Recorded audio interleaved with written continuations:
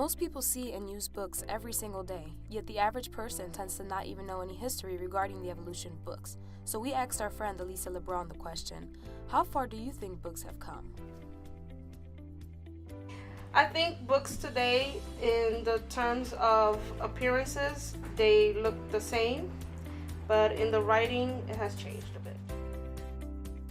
Well, she was partially right. Books changed in both appearance and how they write. One major difference is that books were hand-copied by scribes, and the distribution of books was generally limited to that of the wealthy and the powerful.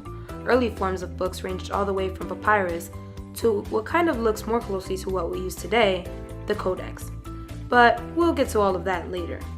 Before all of that came along, there were stone tablets that occurred around 3200 BCE. It was the first era of writing where people would engrave things like alphabets and then interpret them. Clay tablets were mainly used by people from Egypt, Babylon, and Persia, or modern-day Iran. We wondered if the average person knew anything about stone tablets, so we asked our friend Jerry Rivera the question, do you know anything about stone tablets and how they relate to books? Yes, if you actually take a look at the ancient Egyptians, you can see that they told all of their stories through hieroglyphics, which is all over their walls, and that's stone. We were pleased to find out that some people do relate stone tablets to books. These tablets did eventually evolve into what we knew as papyrus, also originating in Egypt, but started out as a plant that was made into quote-unquote paper. But with the creation of parchment, using papyrus was no longer that common. Parchment paper was made with treated animal skin, in this case, goat skin, and would stretch out to the consistency of a construction paper. It was created by ancient Greeks and Romans a long time ago. Soon both stone tablets and papyrus were eventually entirely replaced by parchment paper. We wondered just how much people would know about this creation, so we asked Joshua this question. What do you think the Declaration of Independence was made of? I think that it was made of really old paper. Sort of. Parchment was the only form of paper back then, but isn't necessarily characterized as old paper. Soon after, Romans began using what most closely resembled modern-day books, the codex. The codex was formed by bounding some materials together, until the Europeans later switched to cotton-based paper later on. What came after were manuscripts, which in simple terms was just a prettier version of a codex. Illuminated manuscripts included illustrations and colorful designs, but were mainly influenced by the clergy and the church. Because of this, these books were oftentimes made about religion and used for the church. They also helped develop grammar rules and literacy later on. Despite this, the church still restricted the reproduction of books and only allowed them to be accessed by schools and scholars. We were curious about what people think went on during the medieval times versus history, so we asked Alexa this question. Do you think books were popular during medieval times?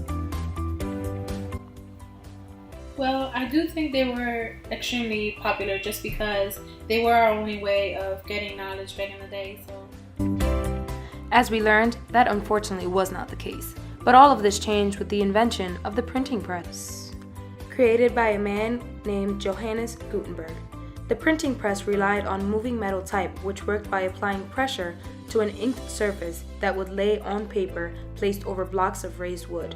This new device helped the mass production of books and allowed them to be printed in lots, sometimes even up to 1,000 copies. This led to Chaucer's Canterbury Tales, the first English work printed in book form. Eventually, Benjamin Franklin comes into the picture and publishes Pamela, the first British novel reprinted in America, but books still remained very expensive, giving Benjamin Franklin the idea to create a library in Philadelphia. This library was not the same as our modern-day Free Library of Philadelphia, however, because members would have to pay a subscription fee to read and access books. Many of these books included chapbooks and pamphlets, which were the forerunners to paperback and became very common at the time.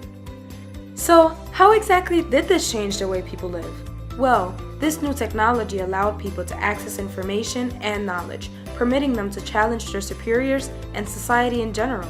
Today, we take for granted how far books have come because of new innovative technology like fancy tablets and the internet, allowing people to access any book straight from their device.